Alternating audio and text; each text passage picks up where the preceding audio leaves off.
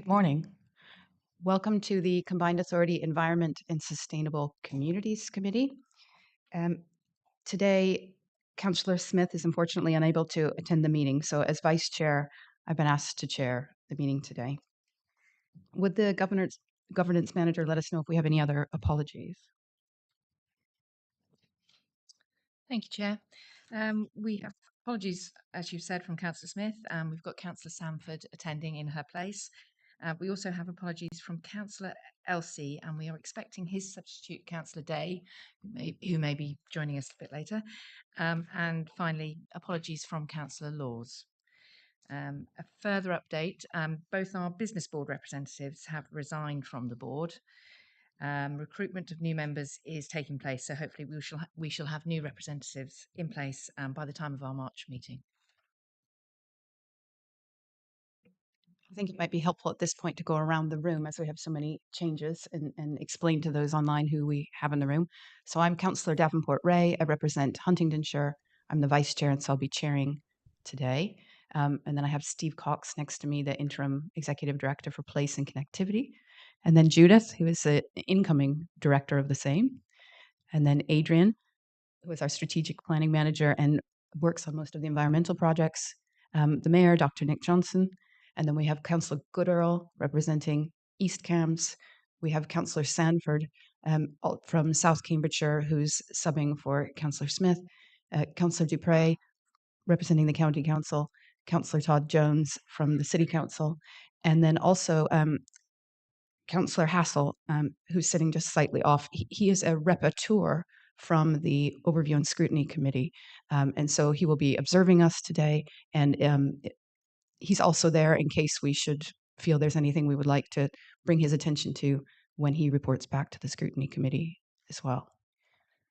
And as the monitoring or the governance manager mentioned, we don't have any business reps with us here today. I'm going to let you introduce yourself. You don't get to be on the microphone often. Thank you, Chair. Jo Morley, Governance Manager. Caroline Huckley, Commercial Solicitor. Right. So now we move on to interests. Does any member wish to declare a disclosable pecuniary interest or a non-statutory disclosable interest in any of the items being considered today? And at any point during the meeting, you can interrupt me, and if you something comes to mind that you would like to disclose, please do. So we'll move on to item 2, which are the minutes. Comes first, so we have the minutes from our last meeting, which was in November, and we have one correction, which we've talked about in advance. So that's on item 6.2J, where we're going to add in, previously it said just one of the constituent authorities. And so our recommendation is to update that to say East Cambridgeshire District Council in particular, to be specific. Are there any other questions or changes that we would like? Oh, Councillor Goodall. Thank you, Chair. Just to point out, I've been put down as being present. I gave my apologies at the end of the September meeting, saying I couldn't attend because I'm a poppy peel organiser and I'll be busy at that time. Given those two amendments, are members happy for the minutes to be approved? Right, I see consensus on that.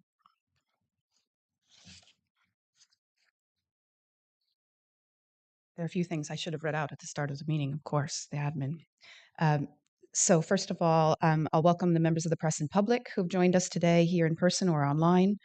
And the Combined Authority allows filming and photography at its public meetings, so please feel free to take pictures and use social media during the meeting. But I would ask that everyone present turns off their mobile phones and puts it on silent.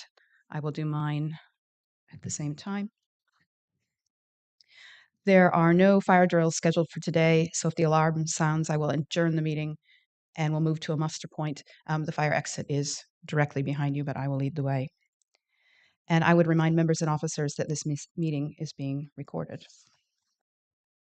So next I'll move on to the action log. So you can see the action log in your papers. Are there any actions that members wanted to query or actions that appear to be missing? Councillor Dupre. Thank you. Number 5 on the list, 2 within that, the report on the potential economic consequences of failing to maintain the road infrastructure. That's open, which is fine. But if that is to ask us to receive a report at a future committee meeting, it doesn't appear at the end of the agenda on the list of subjects to be considered, which are not yet allocated to a specific date. So I was wondering how open was and whether it was so open it had just blown away. Uh, Thank you. Yeah, no, it should be on the list of things for a future committee to consider. So if we add it to that list, when exactly, I don't know, but certainly it should be. So thank you. Before this meeting, officers and I discussed in our forward agenda plan, perhaps having a undated TBC meeting with the agenda items that we don't know exactly which meeting they will come to. So we'll discuss that again when we get to the action, not the action log, the forward plan at the end of the agenda. Dr. Johnson. Sorry, it's a similar sort of point. I'm sorry, I'm trying to get myself up and running. Does that also include an update about the retrofit program as well, or is that coming today?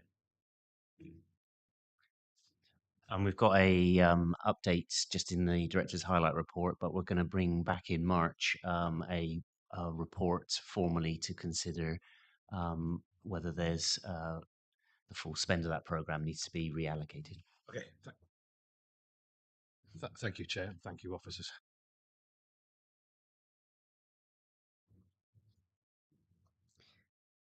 Right.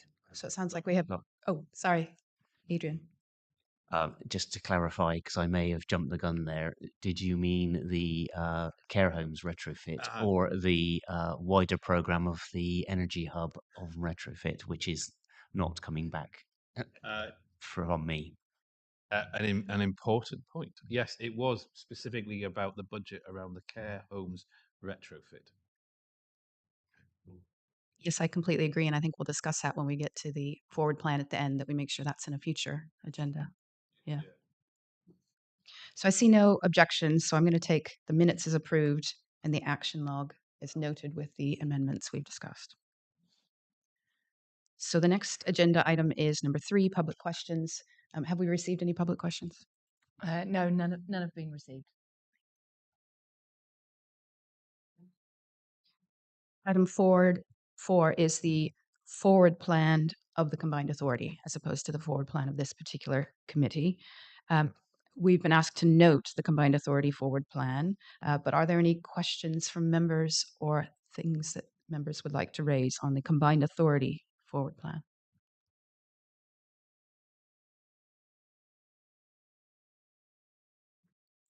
I'll take that as consensus that we have noted it. Item 5 is the director's highlight report. And so I'm going to let Steve run through his report and then we could have some discussion after. Thank you, Chair. I'll be very brief. So the update report is to cover any issues or items that are not on the agenda or that we've had previously at committee that are important to update members on, plus anything else that's happening. So only a couple of points to flag within this report. We've mentioned the care homes retrofit programme that we'll bring back in March. There's an update on the infrastructure delivery framework. So this is, members will recall, a piece of work to look at the blockages to sustainable growth across Cambridgeshire and Peterborough, particularly those larger sites that have infrastructure challenges, to try and get a better feel for what those issues are and, more importantly, or as importantly, the solutions to be put in place. And we've had a good response from local authorities on the detail of some of those sites that we're now working through, and we'll bring that back to to the committee in due course. The only other thing to note is the update on the NSIPs, the nationally significant infrastructure projects. I think it's a brief update, but an important, I think, for this committee just to be aware of some major initiatives that are happening that we are keeping close track of and inputting collectively with other partners as and when we need to make sure the best interests of our communities are served. So I'll leave it there, Chair, just on those two updates. Thank you. Members have any questions? I see one. Councillor Day. Thank you. It's just really to give you an update from the Peterborough perspective. So, Councillor Elsie, the cabinet member that I'm subbing for, and Charlotte Palmer met with the Combined Authority last week. In Peterborough, we've now shared the list of eligible care homes, and we're going to make a direct approach to see if we can offer any support to help the Combined Authority bid for funding. The housing site completion in terms of Cross Keys Homes, this is located in Peterborough. Our officers checked with the Highways Development Control Team, and they've confirmed that there are no outstanding issues for Peterborough City Council here, and that the issues sit with Cross Keys Homes and their contractor at the moment. So I just thought I'd give you that update. Thank you. I think, as the Mayor mentioned earlier, we would look forward as a committee to have a report on that particular topic in a future meeting. Councillor Goodall. Thank you, Chair. My question really is, the care home retrofit doesn't seem to be taken up very well. Are we advertising it enough, do we think?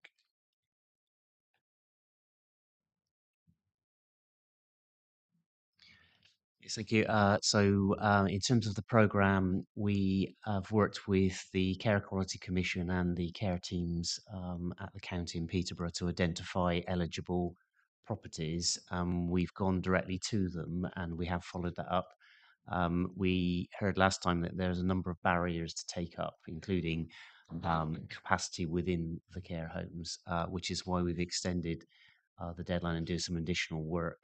But we did a targeted approach, so every care home that was eligible was approached, and we have been going back to those that didn't apply to just check that the situation may have changed and whether they do now want to apply. So that's the approach. And then, as we've just heard, there was an offer from Peterborough to work through some of their local networks to see if a non-local authority approach of peer-to-peer engagement might bring out some more applications. Councillor Goodall. Do you think the fact that they have companies that put up 50% of the money may be putting them off because they haven't got it because of the tight budgets they run to? It's certainly something that's been raised back to us. When we developed the scheme, we took the view that the sector is a commercial sector, but was suffering certainly post-pandemic in terms of costs, hence a match funding approach. We will certainly, when we report back in March, discuss various options that the board, the committee might want to take in terms of the programme, whether that could be extending the match, but certainly at the moment that was the offer. But certainly some have come back. Also, there's a timing issue in that they may not be planning to make renovations in the time period that we want, but in the longer term they do need them.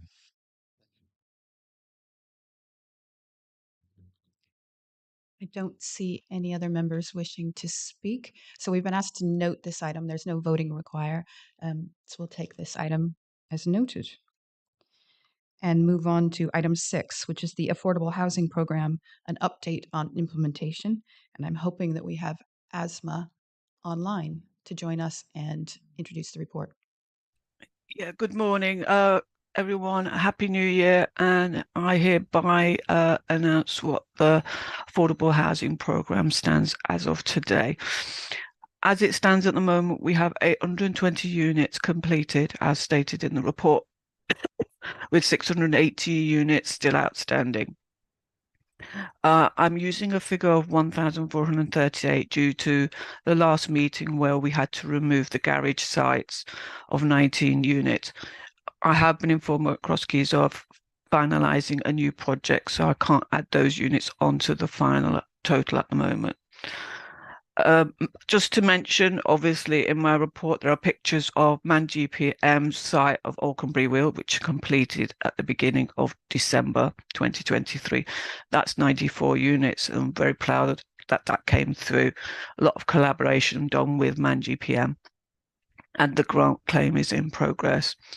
Also, I've had completions of Roman Fields, Paston, Phase 2 with Halo, and again, they're claiming their grant as we speak as well. So I'm proud of that.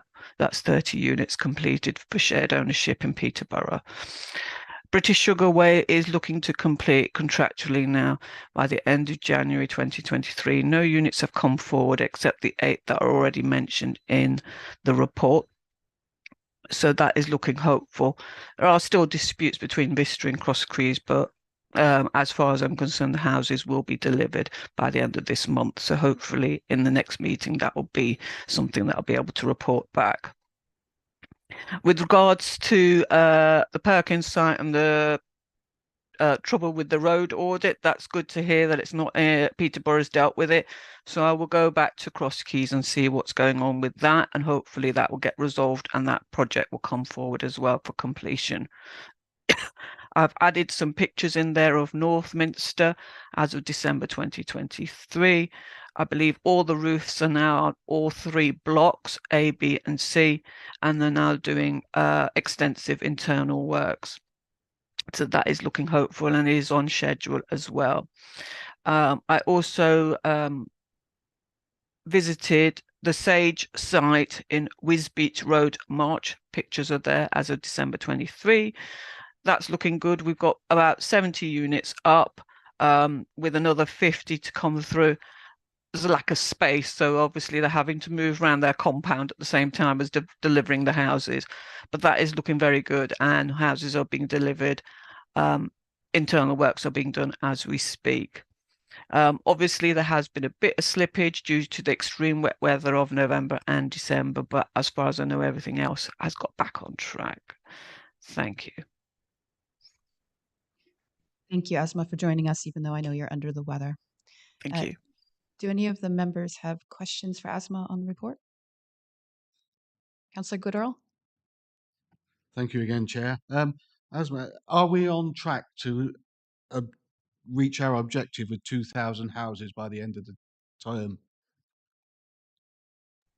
We never said that we could deliver 2,000. It already had been 1,450, but then we've lost units.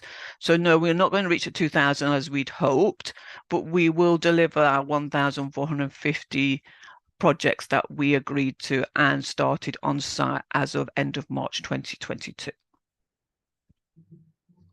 Dr. Johnson? Asma, on the point of clarity, obviously, I don't think we were ever going to get to 2,000 houses because we actually didn't get £41 million from central government. Is that correct? That is correct.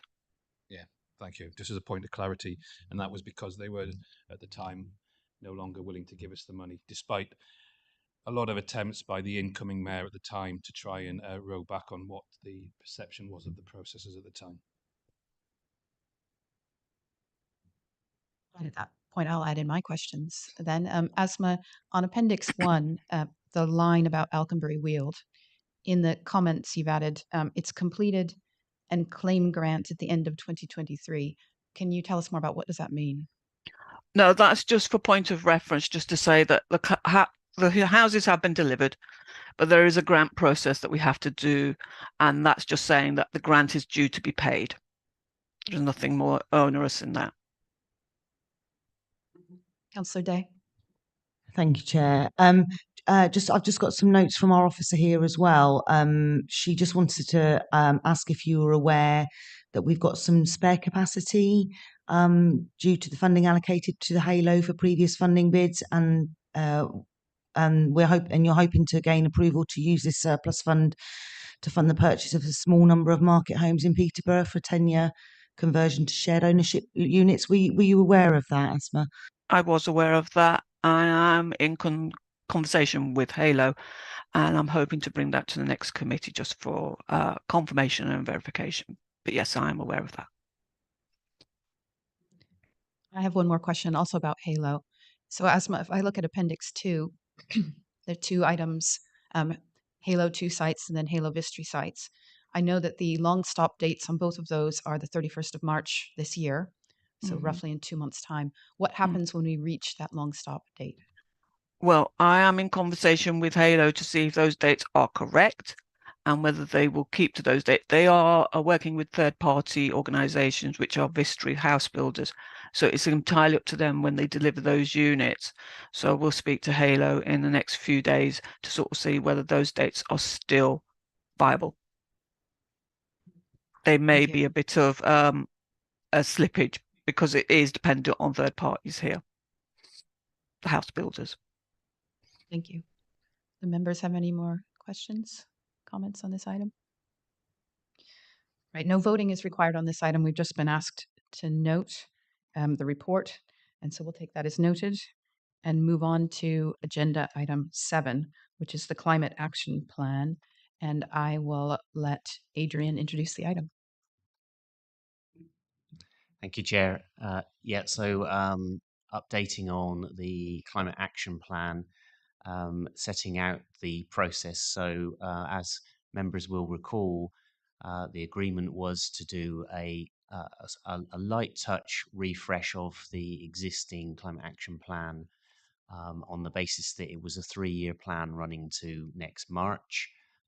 So to bring the actions in it up to date, taking out what we've completed and where things have changed, and then undertake a evidence-based review, a full review of the plan this year coming. So we will come back after the officer workshop and the climate partnership meeting to the March committee with revised draft plan to take us through to March 2025.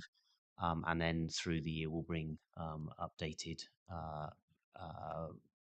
progress on the full review. In the report, I've also included some of the more, I'll call it more recent monitoring, but because climate monitoring at the national level is several years in lag, it's the 2021 data. We can see where the key sectors of emissions are, both at the combined authority area base, but also at individual district base. Unfortunately, there was an element of bounce back post COVID, so the emission figures in that year go up. I will be circulating a more detailed report as requested under the action log on the monitoring. In terms of the graphic that's in there, I've also included the current position of local authorities on their own net zero target, both if they're available for the authority itself and also for the area. So some authorities have specifically set targets that they want to achieve for the area-wide basis, which obviously is requiring action by many partners through it. So it's in somewhat aspirational, just for context. The other thing I would highlight is the ongoing work on locally determined contributions, which in essence will take those individual targets and look to see if there is a process of combining them into a local area budget and identifying the key investments that will be needed to deliver that budget as part of a negotiation tool that we can use to bring down more resources to the area.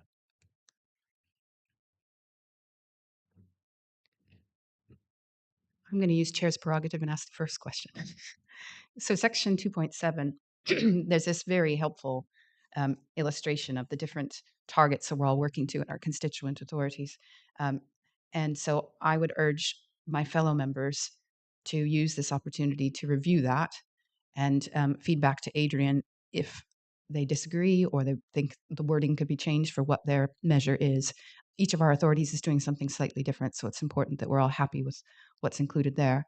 And then also perhaps officers might consider using the climate partnership engagement work stream, a group of people who want to be involved in how we communicate on these issues with the public, as sort of a group to gauge this document and how it might appear best as we seek to publish it and share this story out to the wider public. Do members have any questions for Adrian on the report? Councillor Dupre. Thank you. A few, if I may.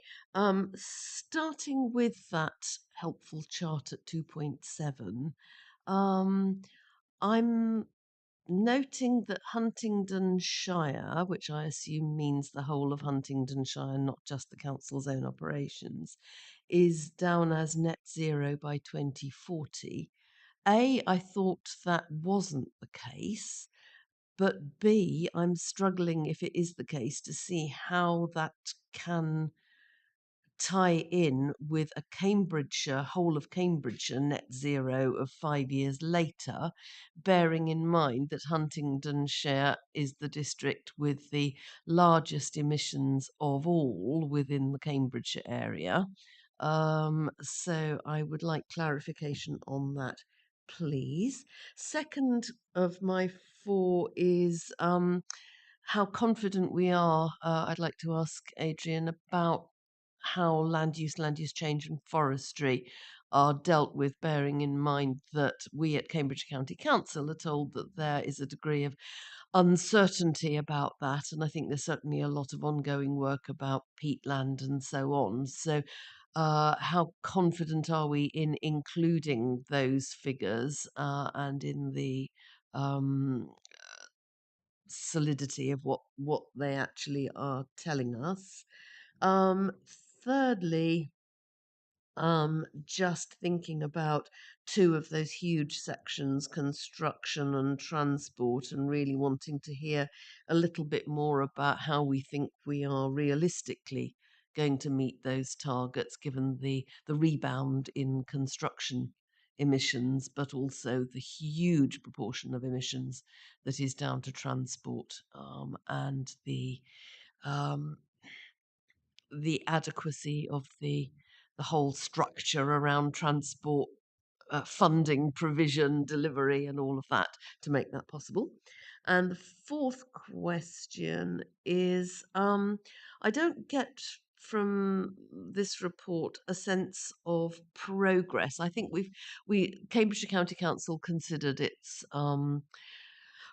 climate carbon footprint report very recently, as in last week, I think. And we've got some really good presentations there of data in terms of progress, because the quantity of emissions, the amount of emissions um, between now and 2045 or 2050 will vary hugely depending on how fast we go at different stages. The bit below the line that you can draw will be smaller or greater, the area below the line, depending on whether you achieve things in the early years or whether you end up leaving it all till the last minute or missing altogether. And I just wondered about how you thought we could better present a sense of progress or not against these very ambitious targets. I'm going to tackle question one, and then I'll let you chime in, Adrian. So the example you mentioned about Huntingdonshire, that's exactly the type of thing that I'll be feeding back to the team, which is not correctly represented here, but may actually lead us down a different way of representing this chart altogether, which perhaps we want to have the local authority internal emissions targets on one chart and our geographic area targets on another. That might make more sense, but I'd really like the input of that engagement group on how they think we might best convey this to the public. But Adrian, I'll let you answer the other questions. Thank you. Yes, so in the second question, land use and forestry, you're absolutely correct that we have had some concerns that, given that so much of our emissions are attributed to those uh, that sector, particularly peat, which is why we have been funding Fenland Soil, and Fenland Soil have been leading some really great work with academics, looking at emissions and monitoring emissions from peat soils, and they have, through their program, increased the number of data monitoring stations, these sort of carbon capture devices put in fields to test the impact, not just of peat soils in general, but actually the specifics of how they are farmed, the water levels, different parts of the field. So we are hoping to influence that national debate around what are the emissions, particularly from peat, because it's such a large proportion of our emissions. So we are aware of that and feeding in as much as we can. Obviously, it's a national data set, and government will decide how exactly it wants to monitor those elements. The third question around construction and transport. So yes, you're absolutely right. There's the bounce back, and the challenge for our area is not just how we manage transport within it, but through it, which obviously is then dependent on a wider range of investment decisions. We have recently approved the LTCP, which did have a very good carbon assessment appendix, which I constantly refer people to, setting out different scenarios and different impacts, which has, I think, picking up some of your fourth question, it has some representation of if you dealt with this bit of transport, that might give you 3 or 4% change. This bit of transport, 10% change. So they've split it down. So that's one thing. You're right that there needs to be both national change and huge amounts of investment into the transition, which is obviously why we've been trying to work up the evidence base to support that in taking it forward. And then on the fourth one, in terms of progress, so yes, we are looking at how authorities have presented it, particularly the county council's one, and we will be adopting more of a risk-based reporting mechanism. So whilst we might be making progress on things we fund, actually we also want to report on the sector as a whole and whether it's going in the right direction. So we will be picking that up as part of the review of the plan as well. Adrian, just to follow that up. So between now and the next meeting, the way that we review the action plan is going to be reviewed. Will the report that we receive in March have a form of trajectory, I think is what Councillor Dupre was asking for, or trajectory options based on where we are now?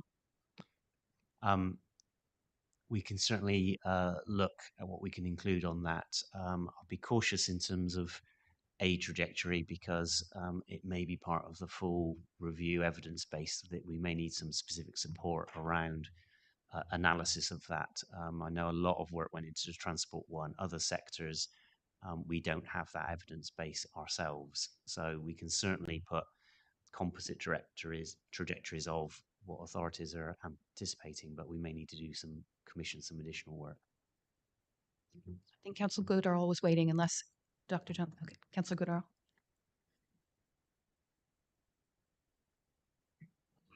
Thank you, Chair. Just two follow-ups. I'm obviously talking about East Cambridge District Council here. Our two biggest carbon footprints are obviously farming, and you've already hinted at that. Are we looking at different ways of how our farmers can move on and improve on that footprint, or can we move that carbon footprint to the customer who's buying the product out of our area as well? And secondly, is our fleet of waste vehicles, which we want to put on HVO fuel, which is too expensive at the moment. We are doing a trial on one of our vehicles because we've got the new fleet in that can take HVO, and we're doing a trial on one of the vehicles just to see how the mileage works out and whether that can help reduce the cost of it all. But is there any chance of any funding or putting pressure on for more HVO production? Thank you. So yeah, on the first one, in terms of farming, so at the national level, the government has recently announced additional opportunities through their environmental stewardship funding for farmers to convert some of their land to nature-based outcomes, which does have an impact on carbon. There isn't yet an effective carbon credit market.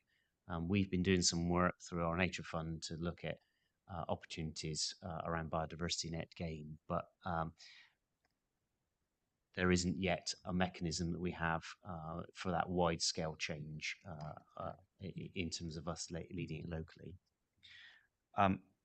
On the HVO, there have been discussions that we've had with the Waste Partnership, but also with some of the public services, and we are intending to put on a HVO workshop where we bring together those who are currently trialling it, such as yourselves, Peterborough, and Huntingdonshire, with others who may be interested to look at exactly that issue, whether we can find opportunities for reducing costs of purchase, have we got the right infrastructure in place, and opportunities. So we will be coming back to you with the outcome of that once we've had it. So we've been in discussion. Just a quick follow-up. Thank you, Chair. With HVO as well, getting farm plant using HVO, is that a possibility as well? So I think we're conscious that there's a potential market opportunity through that. Obviously, it currently comes, as you've correctly said, at a premium, and increasingly numbers of commercial organisations will be chasing the opportunity for HVO fuel. So there are some pressures there in terms of competition, but we wanted to have that workshop so we explore. So we will certainly put opportunities for others who may be interested as part of that debate. Dr. Johnson.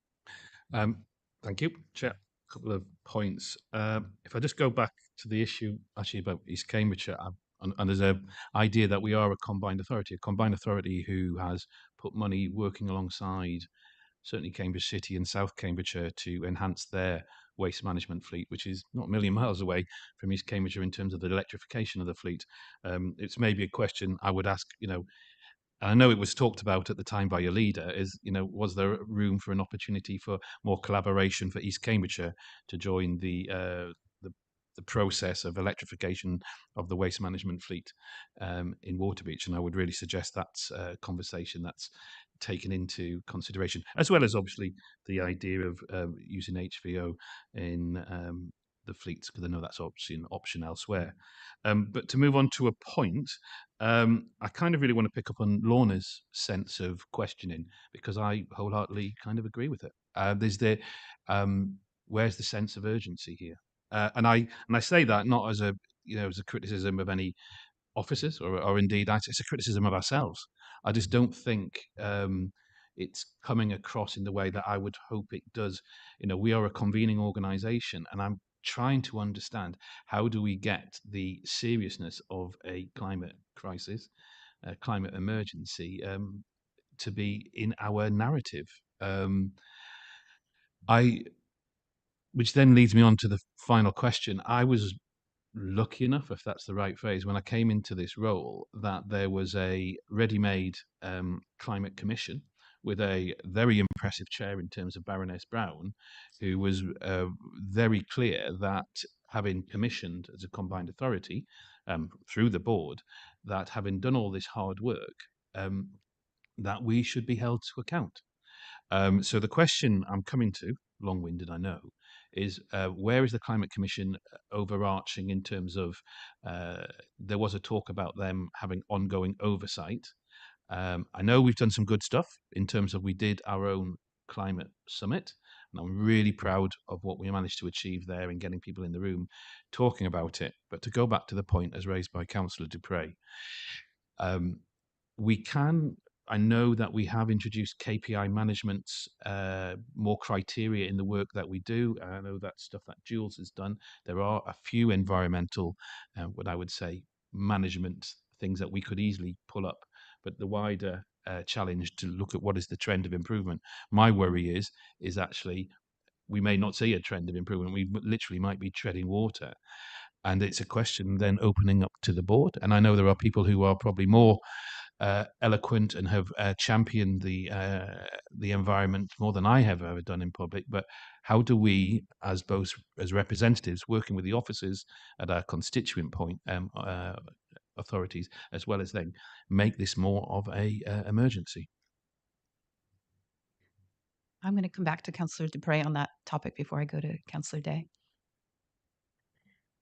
Thank you. Well, reciprocally, as Dr. Johnson agrees with me, I agree with him about the urgency of the situation. I just wondered, in terms of the narrative and getting across the narrative that there is a climate emergency, I wondered whether the mayor was prepared to reconsider his decision not to declare a climate emergency at this authority level. Trying to remember when I've actually ever said that. Yeah, you have to remind me. Sort of like that.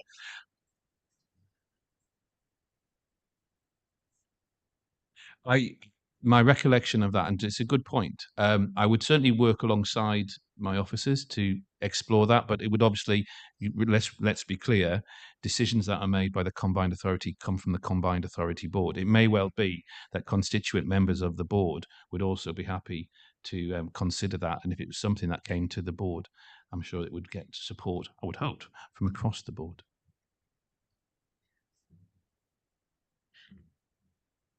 Is there an appetite on the part of this committee to put that to the board as a recommendation or a suggestion for consideration formally?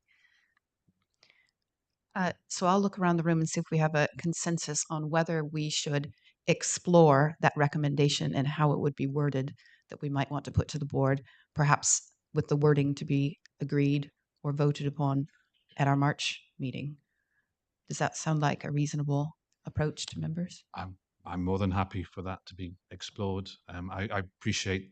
Sorry, thank you. With your permission, obviously it's of note that in the documents provided, different constituent authorities have already set their own targets. I can see trying to marshal a kind of an average, I guess, is what we think. But, if we want to be, as I alluded to earlier on, if we want to be ambitious, then maybe we should be more, as a board, and I'm talking about this committee, more challenging of the board. So I'm happy to take that, or I'm certainly happy to support the suggestion. I would suggest then that members who are interested in working on what that wording might be, if you make yourself known to Joe after the meeting, then perhaps we have an intervening meeting on what that wording might look like. Councillor Day? Thank you. I just wanted to let you know, just on the point that we've just been discussing, the climate emergency declaration. So on my first full council meeting in 2019, when I was first elected, we declared a climate emergency. And I think in the environment world, people have said, well, we've said it's an emergency, so where are our targets? We set some really ambitious targets. We set for the city council to be net carbon zero by 2030 and for the city to be net carbon zero by 2030. But declaring an emergency at that point meant that we've now got a growing climate change team. We've got a head of service, a head of climate change and environment. And we were one of the first councils to put out a local area energy action plan. We've also got a £2 million eco homes project that's underway that we managed to get through the budget, and that's for temporary and social housing. And that will actually save us money on the amount that we're spending on homelessness and B&B. But those things probably wouldn't have happened had we not declared a climate emergency. So I think it's quite important because it can trigger some good actions. But on the targets, I just wanted to update you and ask some questions around it actually as well. So we've still maintained that our city council target would be net zero by 2030 as an organisation. But our last climate change and environment scrutiny committee, which I chair last week, because of the government's pushback on fossil fuel heating in homes to 2035, an electric vehicle and the banning of petrol and diesel cars until 2035, we've now had to change our citywide target. It's now in the public domain. We are now recommending that we change our citywide target to 2040. So again, it begs the question of, is this an emergency enough? Because unfortunately, we have to work within the remits that we're given. But that's what we're considering. And I just wondered how other authorities and how the combined authority itself are viewing some of our targets, how achievable they might be, and because that's what we're constantly evaluating in Peterborough. So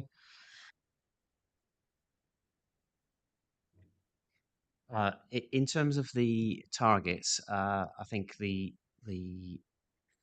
reason that we've got a combined authority target of effectively at the moment is 2050 because we are a coalition of the constituent councils and not all of them have set targets earlier than that. So by implication, we will reach it at the speed of the slowest in effect.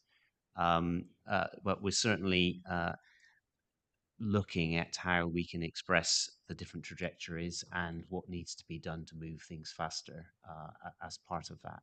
And it's a challenge as to whether you present the target as an aspirational one or it's one based on an evidence base of where policy is at a certain point of time. But then, as we've seen, key components of national policy can change, which then does affect your target, and it implies locally that you're moving your target away, which again is a challenge to how we present it. So it is something that I think we will need to work with our engagement group around how we present this, because so much of the change is not down to local control, or certainly not down to the public sector local control. I find it very disappointing to hear from my partners that our local targets are being detrimentally affected by the actions of the national government. I suppose that's reality, but it's a very disappointing one. Councillor Sanford, did you want to come in? Yes, thank you, Chair. Can I just pick up on a couple of the Mayor's points? Firstly, he mentioned the Cambridge South Cambs shared waste service. I think we're now at 6 electric bin lorries out of a fleet of about 66, which is not good. You're probably aware that there's capacity problems with charging at the depot, but even when they've got decent charging facilities for large numbers of vehicles, it sounds like there isn't the range to go out to Linton or Gamlingay, possibly more than once a day with the same vehicle. I don't, maybe I'm not been part of the discussion, but it seems there should be a county-wide discussion on this. East Cambs may have ability to use a few electric bin lorries, but obviously they've got a big area too. So it'd be nice to have some sort of county-wide strategy. Do you want to do that first? I'll go back to the second one.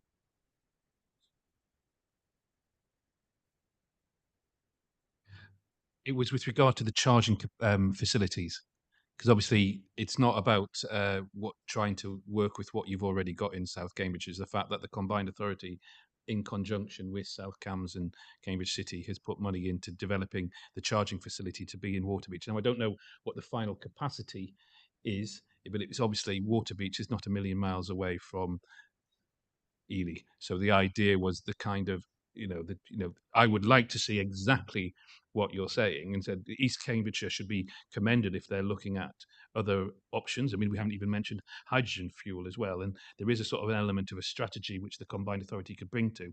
But it was just in the context of this meeting, was saying, well, obviously I know that your leader did raise the possibility of could there be more collaboration with South Cambs and Cambridge City, along with the combined authority around the funding. I don't know if maybe my officer colleagues can give me an idea about what that project is currently, where they are in terms of delivering enhanced charging facilities, electrical vehicle charging facilities, particularly in the Waterbeach area. I'm going to let Adrian talk in here before we go back to Councillor Sanford. A couple of points then. So there is a waste partnership which brings together all the authorities to discuss waste issues. Certainly they've been discussing opportunities on an ongoing basis, but it's certainly something we can. It's one of the actions in the climate action plan to look at that because of the impact. And there are opportunities through the HVO as an alternative fuel for particularly on the rural routes, because as you point out, part of the challenge for more rural districts is the range issue on some of those facilities.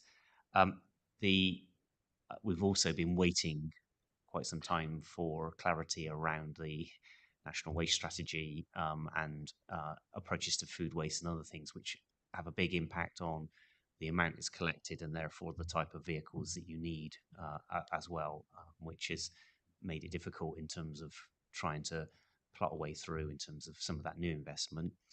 I'll have a go on where we are with the depot. So the Combined Authority has put funding to both solar generation and then solar charging at the depot. It's gone through first stage design, and there's a process of bringing on a new contractor in terms of second stage design for that to come forward. But I can certainly update the timetable to the committee. Councillor Sanford? Yes, thank you for that.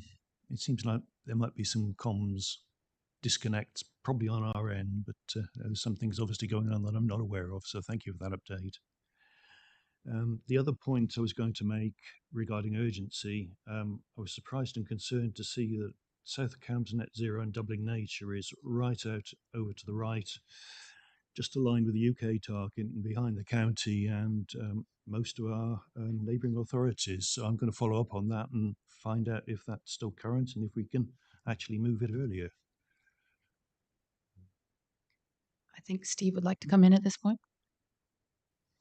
Yeah, thank you. It was sort of related point, and it's around sort of support for local authority partners. So in the MTFP, the medium term financial plan proposals that have been consulted on and will be going to the board next week for decision, there are two funding programs proposed. One, a capital program of 9 million and a revenue program of 2 million.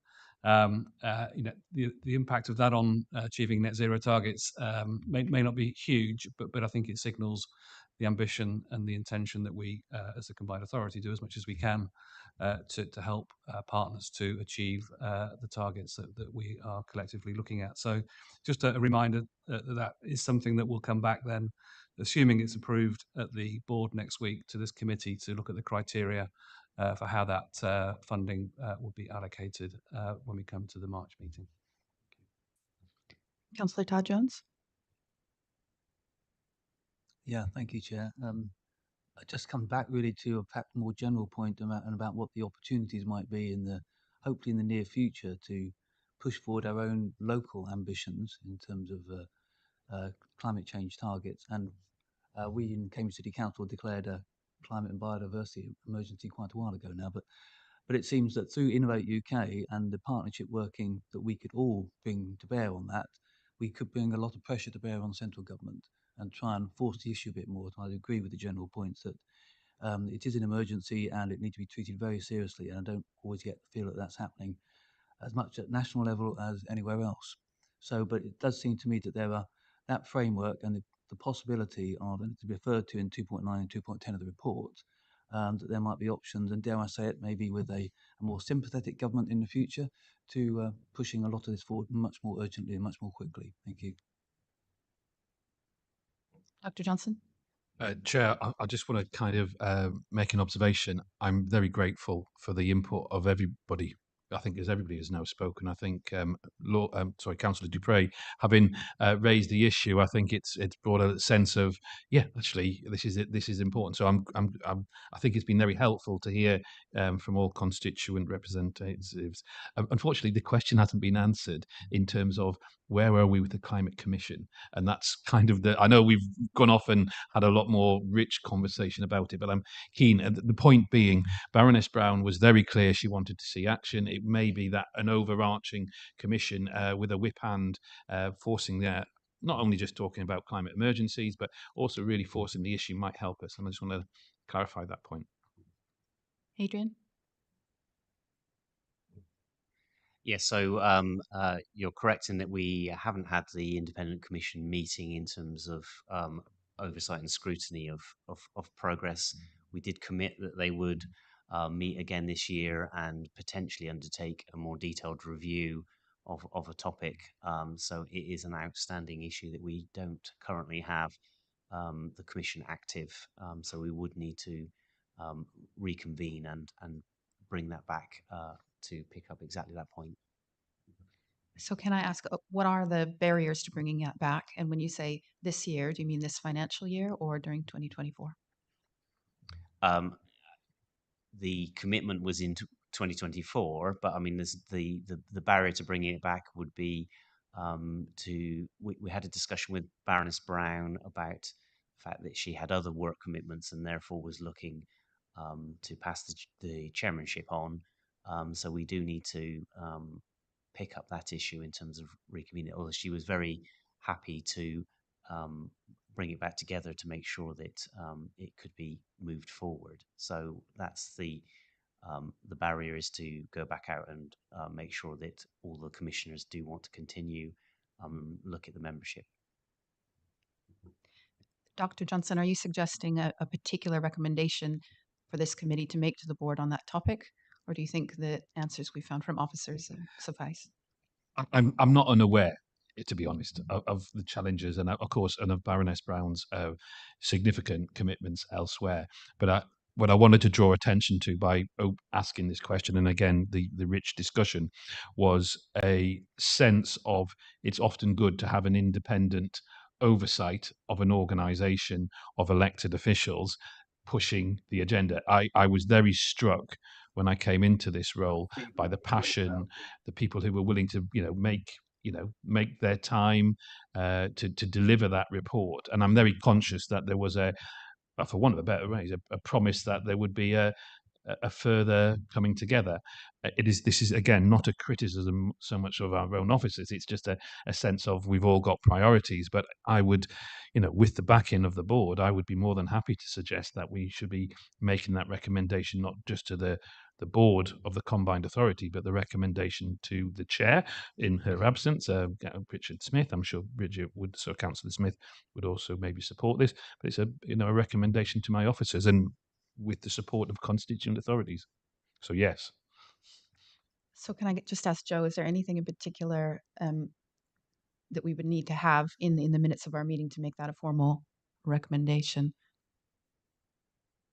If you want to make it a formal recommendation, please vote on it, and then I will include that in the minutes. And yeah. So I'm going to propose that this committee make a recommendation to the board that the Independent Climate Change Commission be reconvened as soon as possible to review our progress on their recommendations. Do I have a seconder? Councillor Goodall got in there first, I believe. Thank you, colleagues. Let's have a vote. Those in favour? That's unanimous, yes. Right. Councillor Day, do you want to come back in? I just wanted to make it's more of a point, maybe, and maybe a question.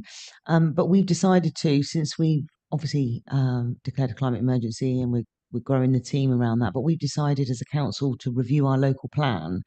And our climate pledges will be part of that local plan. We have to honour those now as a council in our new local plan. So I'm very much, from my perspective, pushing things like, the next new developments in our city should be eco-friendly. They should be houses with heat pumps, solar panels. They should be above building regulations.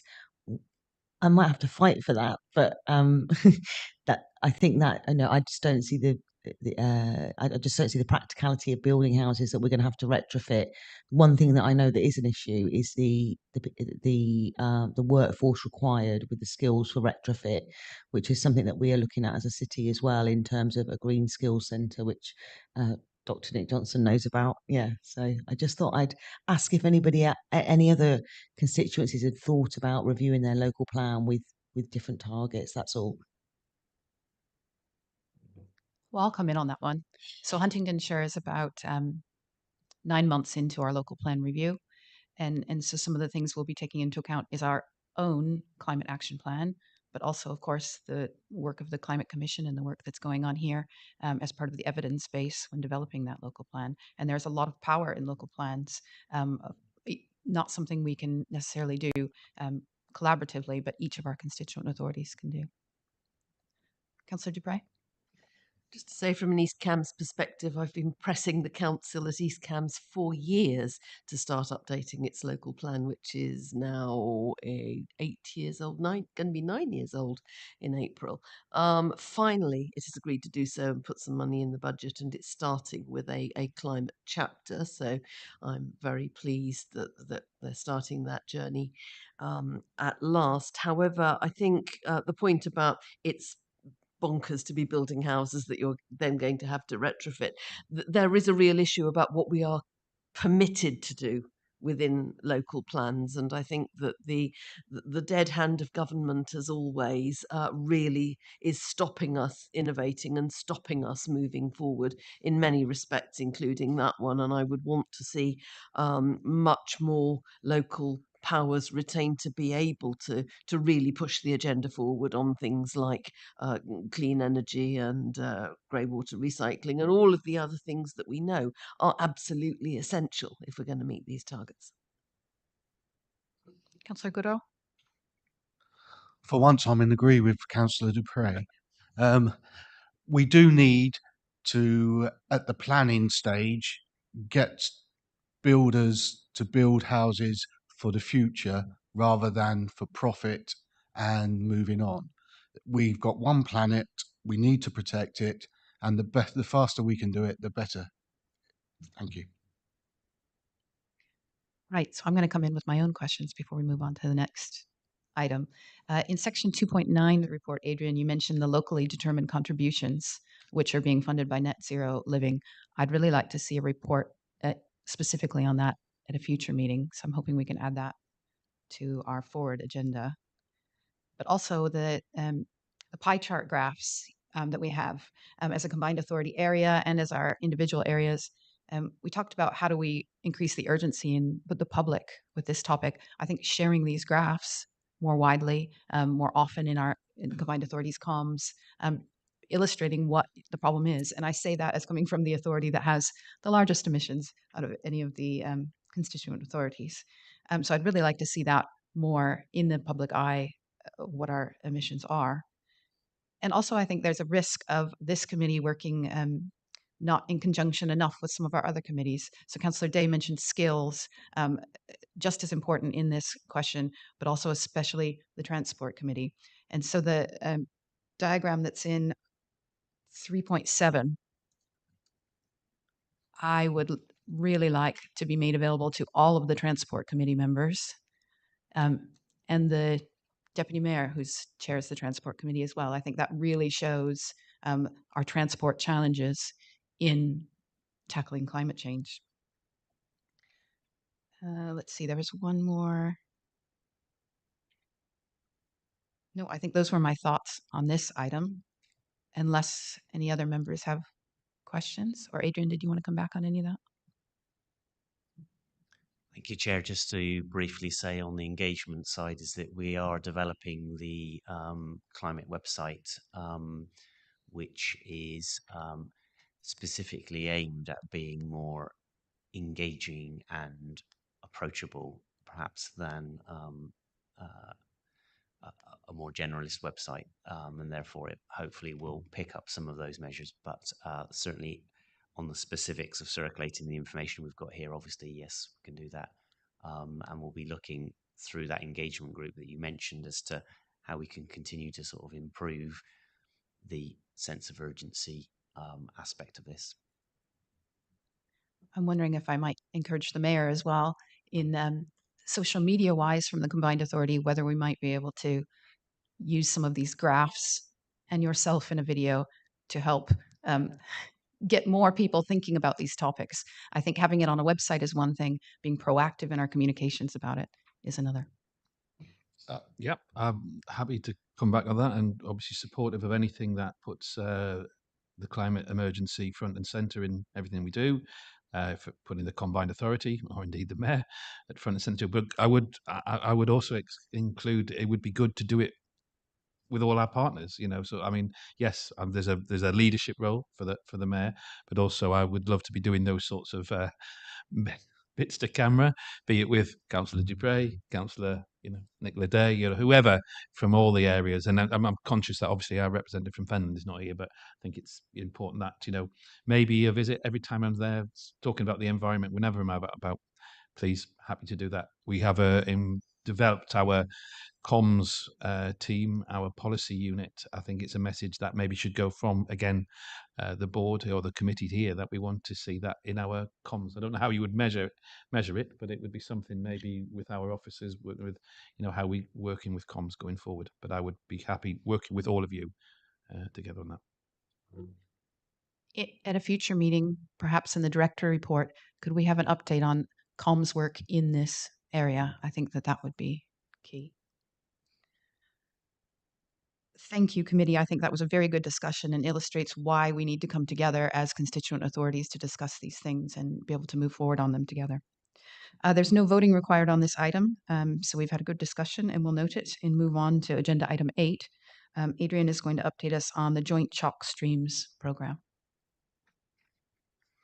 Thank you, Chair. Yeah, it's just a short update here. So in terms of the chalk streams, just to remind you of the context, that chalk streams are internationally rare habitats.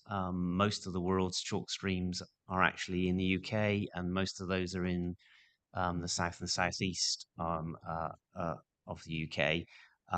The chalk aquifer that supplies water to the Cambridge area also feeds chalk streams that go through the Cambridge area. So we have a project to support the ongoing health of those chalk streams, which have suffered both from the increasing warmer summers through to climate change, but also the impact of the use of the aquifer for public water supply. And I think we've discussed before at this meeting the challenges of public water supply in and around Greater Cambridge, which is receiving a lot of attention in terms of future growth plans. So the project is to basically look at a number of smaller measures on the chalk streams to protect habitats. It was based on work that had been done in terms of analysis by the Wildlife Trust and the City Council and South Cambs councils who had already worked some information up. I spoke to the project lead, who unfortunately couldn't be here today. They have appointed a project lead. They've collated the evidence base to look at how to prioritise the long list of projects. Given that chalk streams, the impacts across the catchment, it's about looking at the other bits of the landscape in that catchment as well, the impact on it. With early projects being undertaken by some other partners, they are in a position now to move ahead with that, subject to sorting out the agreement with us on the contractual side. So we should be seeing some actual projects coming forward, which I can report more fully in a future meeting. Obviously, it will not solve the challenges faced by chalk streams in Cambridgeshire, but it is about demonstrating positive impacts that can be made. And there are other partners, including the water companies, who are looking at investing in terms of that. So there is an important convening and bringing down additional resources to the area. Are there any questions for Adrian on the report? I think rewilding may have been the vocabulary word for 2023, but for 2024, remeandering and rewiggling may be the new words that we need to think about this year and pronouncing them. Right, no questions for Adrian. Okay, so we'll note that report and we'll move on to agenda item 9. And Nick is going to join us for this. So this is about the £100,000 homes and a potential conditional release of resale price restrictions. Nick, update us, please. Thank you, Chair. Good morning, everybody. For those of you who don't know me, my name's Nick Sweeney. I'm the Asset Strategy Manager for the Combined Authority. The 100k Homes Initiative was implemented under the former mayoral administration, and 8 homes were provided at Fordham. The intention at that time was for the homes to be managed over the long term by the Combined Authority. 100k homes are not a conventional type of affordable housing, so it would help if I explain how the scheme works. New homes were to be provided to eligible people at an initial purchase price of £100,000. The purchasers would then enter into a resale price agreement to ensure that the future sale price could not exceed the proportionate amount of the initial purchase price. For example, under the scheme, the first sale price for a home would be £100,000, but the market value of that home could be £200,000. In this scenario, the homeowner would have paid 50% of the market value, and 50% of equity would remain locked into the property. If the purchaser then decides to sell, they would need to commission a formal valuation. If the value was determined as £250,000, then the sale price could not exceed £125,000. The Combined Authority would be responsible for nominating the purchaser who would buy the home for £125,000 and enter into a new resale price agreement. And the process would repeat at each subsequent sale. The 100k Homes policy closed in September 2021, but the Combined Authority failed to discharge its responsibility of nominating new purchasers.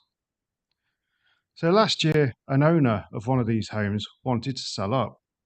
So they contacted the Combined Authority to nominate a purchaser.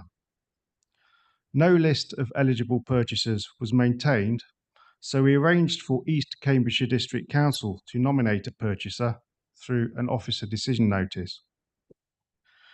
As the 100k Homes Initiative has ended within the Combined Authority, it is no longer appropriate for us to maintain any association with these 8 homes. So 2 options have been identified to resolve the situation. I must stress that neither option would create any adverse implications for current owners, because changes would only be implemented the next time each home was sold. Under option 1, the resale price agreements between the homeowner and the Combined Authority would terminate at the next sale of each home, but this would be conditional upon East Cambridgeshire District Council nominating purchasers, and the new purchasers would be obliged to enter into resale price agreements directly with East Cambridgeshire District Council. Under this arrangement, the homes would remain as 100k homes managed by East Cambridgeshire District Council. The second option is that officers could explore changing the homes to a more conventional type of affordable housing and report findings back to the committee. This concludes my presentation, and I'll be happy to answer any questions. Do members have any questions or comments on this item? Councillor Dubray? Thank you. Questions and comments, really. I note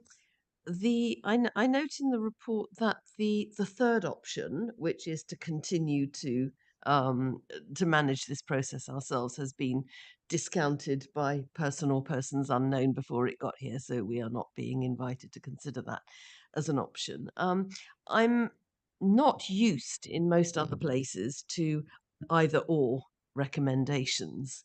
And I would be interested to hear from the officers what advice they would give us about the benefits and disbenefits, the risks and advantages of the 2 options that they have put in front of us. I felt the report didn't go into that and didn't offer us advice between those 2 options as much as it might have. So I would welcome any further comments that officers have to make on those 2 options.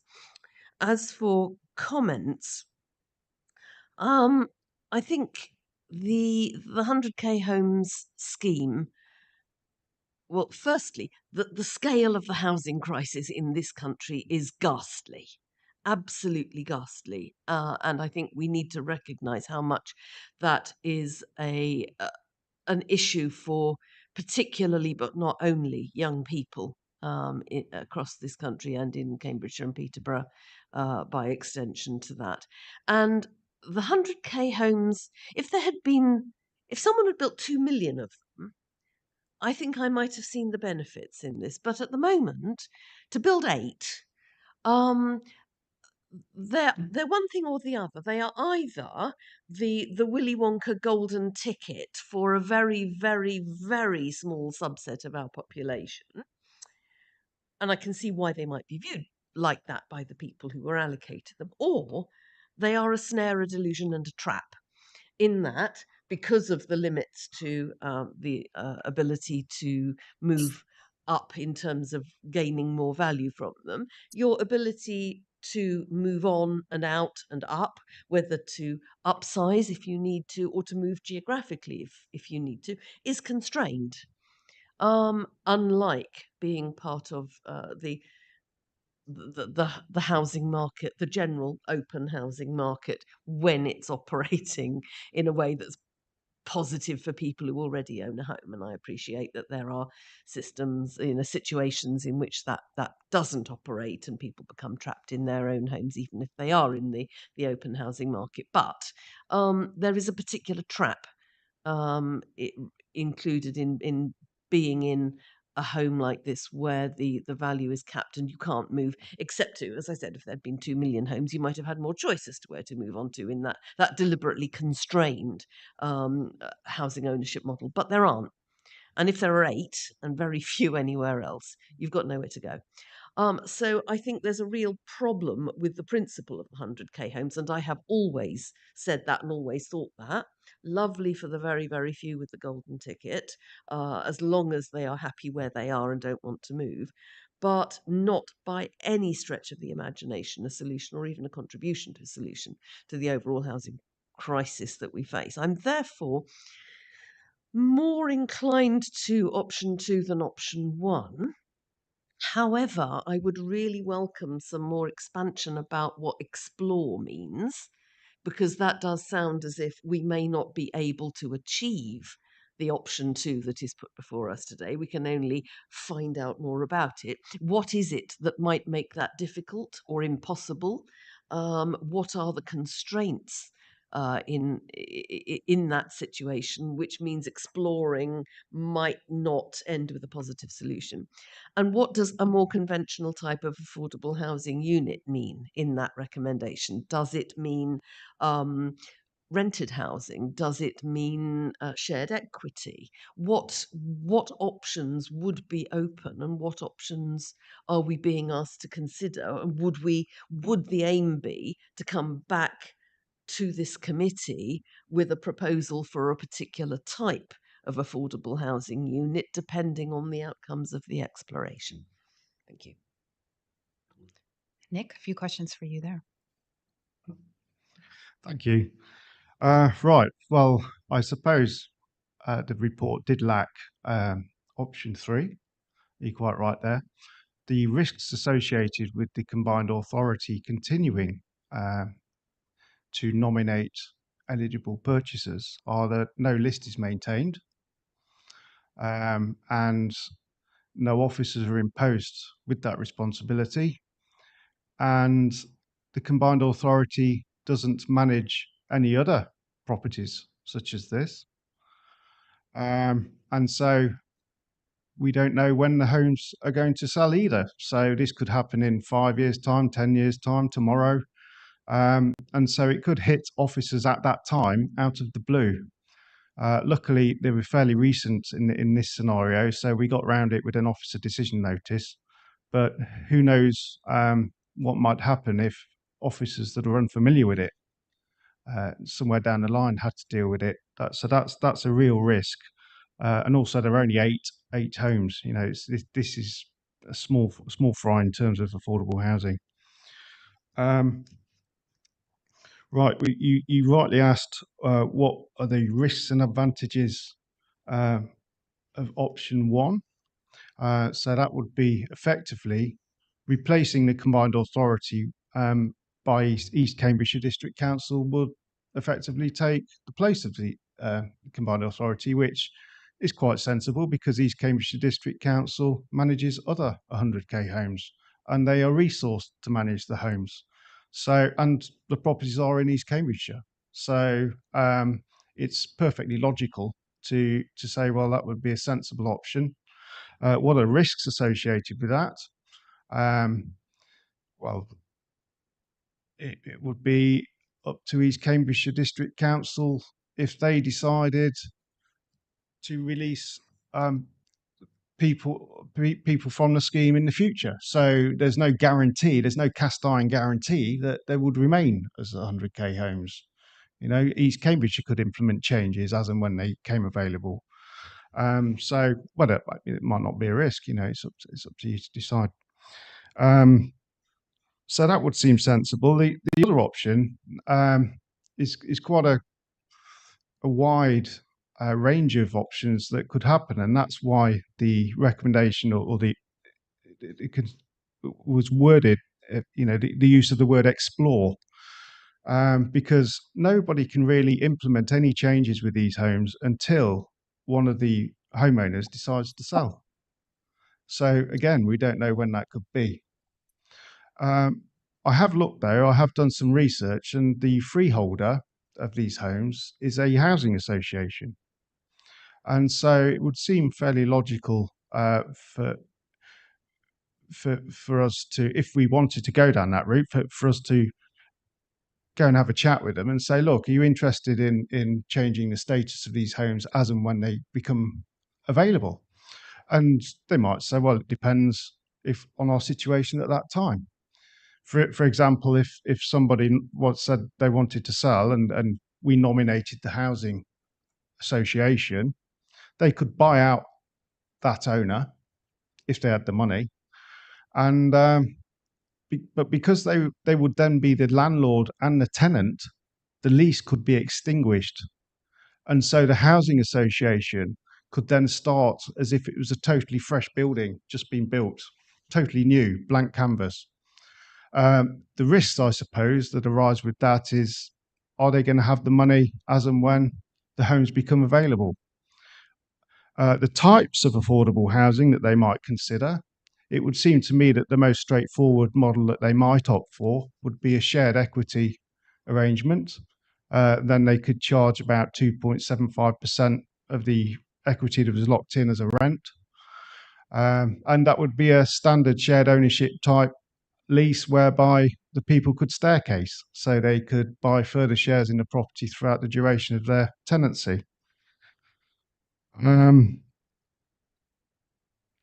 I think that's about it, I suppose. If you wanted to change the status of them to social rent, then I expect there would be a financial gap, because based on current values, I think it would be about £120,000 they'd have to buy each home out for. But a social rent product, you know, they might need grant funding to subsidise that change. So it would depend at that time whether they had grant funding available to change it to something like social rent. But again, I can't really preempt any decision of the housing association unless I have the conversation with them. So, you know, if members would like to direct me to go and chat with them, then I'll be happy to do so. Councillor Goodall? I would like to propose that we adopt option 1, as the combined authority have already made arrangements for East Cambridge District Council to allocate a purchaser for the home owner who wish to sell their home this time. It is essential to protect the local connection and the discount, because we promised the people of Fordham they'd have these 8 houses in perpetuity. So we've got to protect that. And should the combined authority carry on with the admin on ECDC, the admin would be more straightforward and less of a legal burden for yourselves. And that legal burden would also be passed to ECDC As you've already stated, we do have 100k houses already, and we have officers in charge of looking after that. The background is the owner contacted CPCA to inform them they wanted to sell their house. As per the legal requirements, CPCA to provide a new buyer through the selection process. As CPCA closed the scheme down, CPCA approached CCDC to carry out this process in finding the new buyer. East Cambridge District Council have done this with securing a buyer, and the seller got a decent uplift with the equity, and the buyer received a 35% discount as per the first sale, which was also a 35% discount. This process will happen on each and every sale of the 8 properties in Fordham as and when they come up for sale.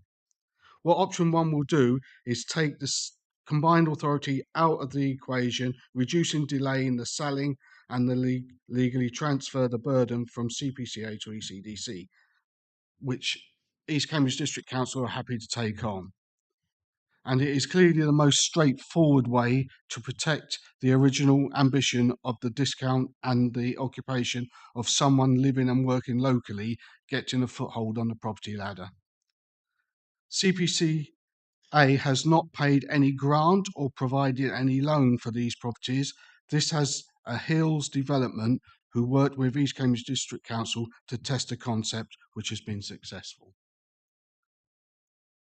If the committee was to choose option 2, then if a property came up for sale, the CPCA would have to buy it, then could make it available as a shared ownership or affordable social rent product, but would need the consent of East Cambridge District Council to do this as the local authority who secured the property through planning. So I suggest we go for option 1. So Councillor Gooderall has made a proposal. Before we see if there's a seconder, I think Steve would like to come in. Yeah, thank you, Chair. It was to members will take a view on the recommendations. A further scenario would be to consider option 1 within further work that might be carried out under recommendation 2. That could be included, and for us, if members wanted to share the scope of that work after this committee, so everybody is familiar with what we're asking to be done. Councillor Todd Jones? Yes, it's an interesting one. I get the impression, I kind of agree with Councillor Dupre, and the explanation that's been given that option 1 does seem to be a rather complex and restrictive arrangement. And so my preference, I think, would be for option 2, but I would like to know more about, and perhaps from the registered provider, what kind of the more conventional types of affordable housing they would, and the arrangement, the tenure, and so forth that would be in place, or the option would be. So that would be at this point in time, that would be my preference. But I think we do need bit more information come back regarding option 2. Thanks. Councillor Sanford? Thank you, Chair. Yes, purely on the grounds of due diligence, I think I'd like to follow the course that Steve proposed, have officers flesh out what alternatives they may be, and then come back to a future meeting with more detail. At the moment, we just don't have enough detail to really make a decision, in my opinion. Okay, I also have a proposal, but we should go to Councillor Gooderall's proposal first, as that came in first. So he has proposed option 1. Is there a seconder to move us to a vote on that? No? Okay, so I'm going to make an alternate proposal, and that is that we do not determine the proposal today, that we ask officers to go away and return to this committee with a decision that involves more options. The first being the one that Councillor Gooderall has proposed. The second being an option following discussions with the Freeholder Community Association that's involved. With the third being the project staying within the combined authority. So if that option has been discounted, that's clear before us that we're discounting that option as well. And then perhaps any other options that are uncovered during your exploration, which might include, I think you mentioned social rent. So this would be the pros and cons of those different options, including option that Councillor Goodall has presented for this committee to be able to make a better informed recommendation to the board. So that's my proposal. Do I have a seconder? Councillor Dupre, I think, was first. So we'll vote on that proposal. Sorry, it was rather lengthy. I won't read it out again unless you need me to, Joe. Do you need me to read? Okay. All those in favor of my recommendation that we don't determine it today and ask for it to come back? Okay, that's unanimous. Dr. Johnson. Sorry, I maybe should have asked the question. Obviously, agree with the proposal. You've just obviously in the middle of this there are 8 house homeowners, and you mentioned one person. I just want to clarify a point. You said an officer notice had been used to help it move forward on one occasion, go forward. So was that an officer notice from within our own organisation, or was it an officer notice with the East Cambridge and District Council sorting out the new purchaser? Sorry. It was a combined authority officer decision notice. There's a hyperlink in the annex bit of the report, and Joe's got some copies of that decision notice if members don't have it with them. Basically, it was our responsibility legally to nominate a new purchaser when this homeowner wanted to sell their home. But there was nobody sort of able to deal with it. So we telephoned officers at East Cambridgeshire District Council and came to an arrangement whereby a purchaser could be nominated by them from their lists that they maintain. And that's what we did. And a purchaser was identified by East Cambridgeshire District Council, and they're now secured the property, I understand it. And the officer decision notice at the combined authority was authorised by Steve as executive director. Nick, can I just, for clarity, so should any homeowners in this situation occur again while your exploration is occurring, would that be the same route that would be followed? I would recommend that we follow that route because when this query came in from the homeowner, what went through my mind was the last thing they want is a load of inconvenience associated with bureaucracy in this complicated situation. So resolve the situation as quickly as possible so we could expedite their house move. And so they probably don't even realise what we've done. Can I just ask Steve then, so do you already have the delegated authority to continue that temporary measure, or do you need any direction from this committee to do that? No, I can do the same again through an officer decision notice, but it gets reported as Nick has explained. So if the situation arises again while we're going through the process of review, there is a mechanism for it to be dealt with. But clearly, I'd make the committee aware of that. I would ask also when this comes back to us in a report that it might include some opinion of the homeowners. So a question to them about what their opinion is on the future of the setup. Councillor Goodall? Thank you, Chair. The officer who's going to do this work before it comes back to committee again, could I also speak to East Cambridge District Council on how option 2 would work as well, and speak to the officers there? Yes, perhaps you could have a conversation with Nick following the meeting about how that would work. Councillor or Dr. Johnson? So thank you, Nick. First of all, again, I want to acknowledge the hard work in the background that the officers have done on that one occasion. It's reassuring, having explored that through you, Chair, that should the occasion arise in the intervening period whilst we're looking at this, that we have a process. So I guess I'm grateful that East Cambridge District Council, the housing team, they're taking or have done. They specifically put the nomination forward to allow this person to move into the house. And I guess it's for me as a mayor to say I wish them all the happiness in their new home. And hopefully we'll come to some sort of conclusion for all the people in Fordham how to work it out going forward. Before we move on to the next agenda item, does anyone require a comfort break? When I'm sitting on the committee, that's always an appreciative question. No? We'll carry on. Okay, agenda item 10 is the budget and performance report, and Tim Greenwood will be helping us with that, and he is joining us by Zoom. Tim, would you be willing to introduce your report, please? Thank you, Chair. Good morning. This report is one of your regular budget monitoring reports on both revenue and capital. On the revenue side of things, there are no expected variances to be reported. For capital, I think we've already had a discussion about the care homes initiatives and the sort of the delays in the take up of the scheme there. We're expecting that scheme to be delayed and slip into the following financial year. Apart from that, there are movements within the Net Zero Hub, but as the Combined Authority acts as an agent for government for that particular scheme, there would be no impact at all of those variances on the Combined Authority's budgets.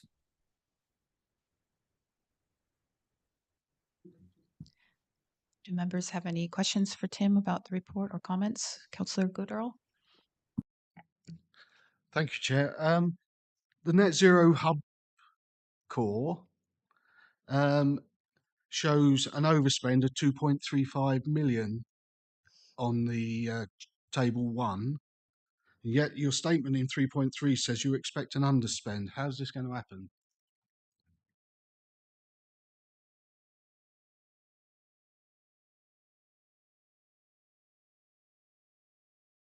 I think the figure is an underspend on the core. You've got a budget there of 6 million and an expected forecast of only 3.9, so an underspend of 2.2 million, along with an underspend on public sector decarbonisation.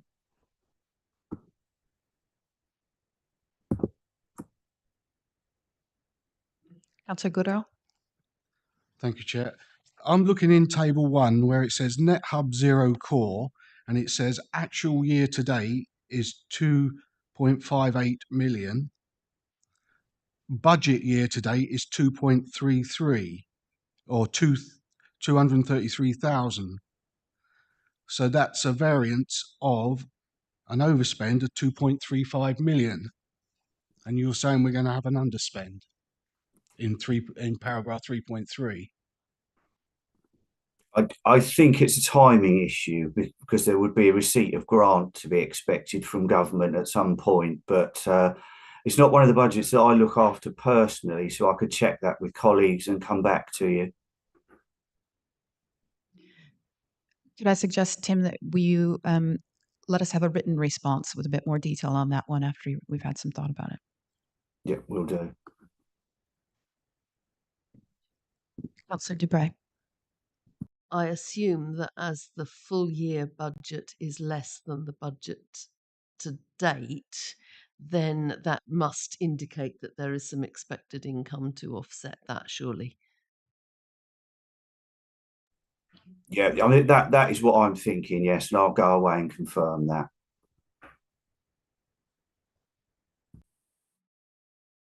I have a few questions if I don't see any other raised hands.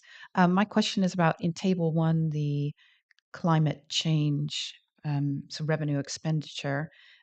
It appears to me we plan to spend £20,000 on climate change work before the end of the financial year, so before April, without any deferrals. Can I just ask how that might be achieved, or what that's going to be spent on, or is that an accounting anomaly that means we probably already spent some of that that's not reported here yet? Adrian? Yeah, I believe that would be a timing issue around spend under that, in terms of activity that we're funding under that bit. So we'll be able to confirm that. On the revenue spending on Rural Communities Energy Fund, I think this is really good progress. I think seeing that spend being used means we're efficiently getting funding to the rural areas that need it. But I'd really like to know a lot more detail. So perhaps at a future meeting of this committee, could we have a report on how that funding has been spent?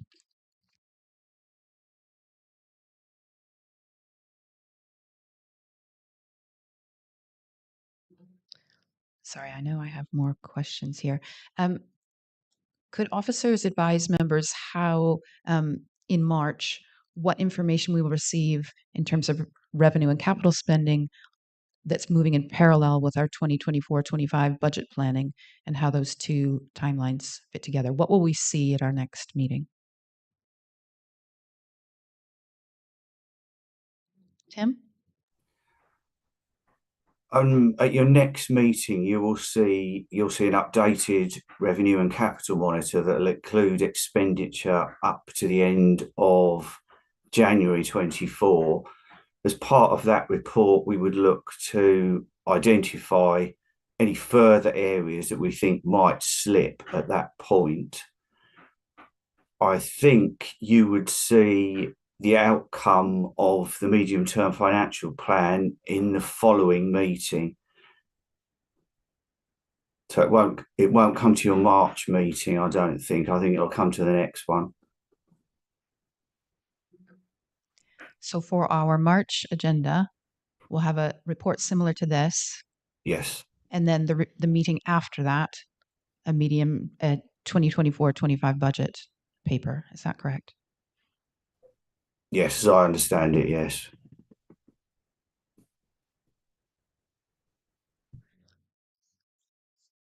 So my next question is about the capital expenditure item Net Zero Villages program. I know that we've talked about this scheme at previous meetings, but I haven't seen any progress on this. So in our March meeting, could we have an update on what's happening with that project? A very similar question with the care homes retrofit. I think the mayor has already asked that we have an update on that one as well. Any other questions on this report from members? Okay, so we are not asked to vote on this, just to note it, which we've done, and we've asked questions. And that moves us on to agenda item 11, which is our forward agenda plan. I know we've mentioned a few items already in discussion. Joe, could you just remind us perhaps what the additions are that we've discussed today to our forward agenda plan? Thank you, Chair. Yes, correct me if I'm wrong, but I think we've got an additional report coming in March on the retrofit care homes item, an update on the an MTF update on environmental projects, I think was asked for. Also, on an earlier meeting, there was some consultation about for the June agenda, the local nature recovery strategy coming in June. And then discussed today, we've talked about locally determined contributions, the Rural Communities Energy Fund, the Net Zero Villages project to be added. Steve, was there an addition you had as well? Oh, sorry, and of course the 100K home to come back. And the drought affected roads, we said we'd bring back to a future meeting as well. Adrian? Yes, so the March meeting will have the revisions to the climate action plan to approve, which I mentioned in our report, but isn't currently listed on there. And also you mentioned the climate emergency declaration. And as Adrian doesn't have enough on his plate, I'm going to mention one more topic, which Councillor Dupre and I have been discussing, which is the local area energy plan. So it is a county project, so it's Cambridgeshire, because Peterborough, as Councillor Day mentioned, already has one, but that it's being managed by the combined authority. So I think it would be appropriate for this committee to receive a report on progress on the local area energy plan, and perhaps we can ask Peterborough for some lessons learned, as they already have one in place, that we might be able to take advantage of their experience. Adrian? Yeah, just as a clarification, the Combined Authority is providing funding towards local area energy plan, but the County Council is currently leading on the scoping that, but I'm happy to make sure we get a report here. I'll let Councillor Gray come That's in on that. not quite the content of the email from the officer at CCC that I discussed this with. So I think we need to clarify exactly what's going where at the moment, because that's not what I was told. But let's work that out behind the scenes. And perhaps that clarity could be included in the report that comes back to this committee, so we all have it in black and white. I'm afraid I noted one more thing to add to our forward agenda, not for a specific date, was an update on the Water Beach solar panels and charging project and how we might be able to work more collaboratively. I think that's a topic we discussed, but it would be interesting to have a bit more of that come back to this committee at a future date. And as Joe and I discussed previously, we might add a section to our forward agenda that just says a TBC, so not a particular meeting, but topics that we might not know when they're prepared to report back to us, but we don't want to be lost. Good. Right. Thank you Dr. Johnson. Sorry, we're just going back to the thing about the energy. Does that link in also with because at the bottom of it says items for further future consideration, Rural Communities Energy Fund, or do they cut across both? This is a separate project. And so Rural Community Energy Fund, for example, in Huntingdonshire, that's funding that's been passed down to us and we're using to help villages have EV charging points. So it's rural communities and how we might help them with that funding. And so perhaps a report back to this committee will help us distinguish between the two projects. So our next meeting is on the 11th of March. That's here in the Civic Suite.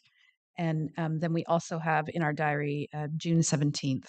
And all things being well, we will all still be here June 17th to reconvene with our usual chair, Councillor Smith. Thank you very much for joining us today.